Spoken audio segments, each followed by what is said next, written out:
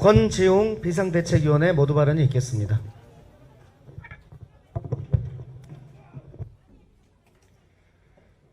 네, 안녕하십니까. 저는 비대위원 권지웅입니다.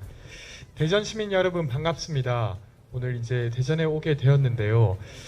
온 대선 과정에서 고생해 주신 점 감사드립니다. 저는 오늘 불편하실 수도 있지만 당내 의견과는 조금 다른 말씀을 드리려고 합니다. 더 나은 민주당을 위한 의견이라 여겨주시면 감사하겠습니다.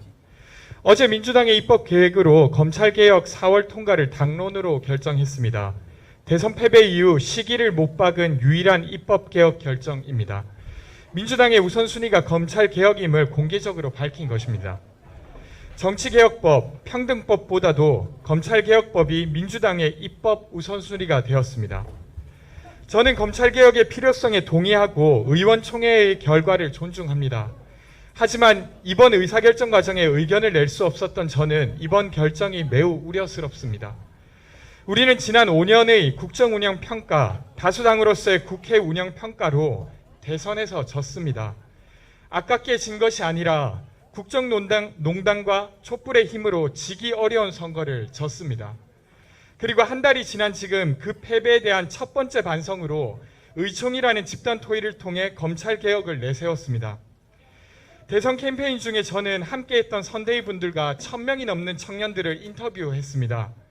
정부가 잘해야 할 일로 코로나로 인한 어려움, 주거 불안에 대한 이야기가 가장 많았고 다음으로 고용차별, 수도권 집중, 돌봄 어려움 등에 대한 이야기를 들었습니다.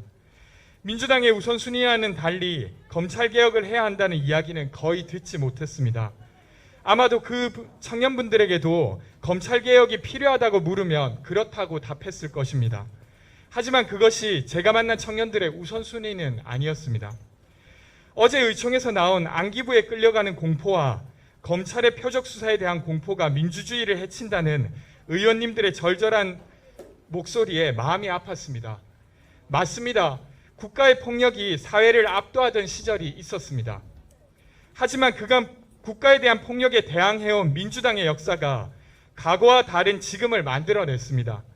제게도 학생회 활동 시절 국정원이 컴퓨터를 들고 가려고 한다거나 집회를 갔다가 검찰 조사를 받은 경험도 있습니다.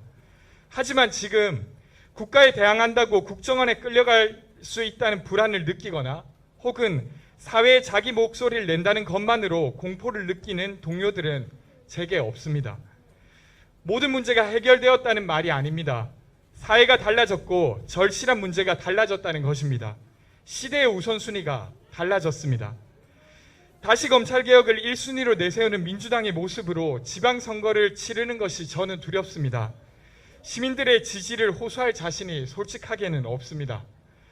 저는 최소한 청년들에겐 국정원과 검찰의 문제보다 또 누군가가 주택보증금을 돌려받지 못했다는 소식, 주택가격이 또 올랐다는 소식, 누군가 혐오 댓글로 목숨을 잃었다는 뉴스가 더 무섭다고 생각합니다. 김호수 총장의 항명에 화내는 것만큼 전세 사기로 돈 떼어먹은 사건들, 혐오 표현으로 죽어가는 사람들에 대한 일에 더 화내는 민주당이 되었으면 좋겠습니다. 그게 젊은 시민의 정당이 되는 길이며 2022년에 걸맞는 정당이 되는 길이라 생각합니다. 민주당의 입법 우선순위와 대선 패배의 반성이 다시 논의되길 간절히 바랍니다. 끝으로 의원총회 결과가 뉴스에 나오는 것을 보면서 놀란 부분이 있습니다. 만장일치 당론 채택이라는 말입니다. 이는 제가 어제 본 현장의 토론을 전혀 반영하지 못하는 말입니다. 이견이 존재했고 그 이견들이 좁혀지지 않은 채로 결정되었습니다. 이견이 있었음을 포함해서 결과가 설명되어야 했습니다. 만장일치가 주는 감동은 그만큼 쉽지 않은 일이고 공을 들여야 하는 일이기 때문에 그거에 대한 감동이 있다고 생각합니다. 만장일치 검찰개혁 당론 채택이란 표현은 수정되어야 한다고 생각합니다. 그리고 어제 박지원 위원장님과 대전 청년 후보자들의 간담회가 시작되었고 오늘은 김태진 비대위원님과 전남의 청년 후보자 간담회를 시작합니다. 내일은 대구와 경남 청년 후보자를 만날 예정입니다. 청년 도전자가 새로운 정치를 할 수 있도록 노력하겠습니다. 이상입니다.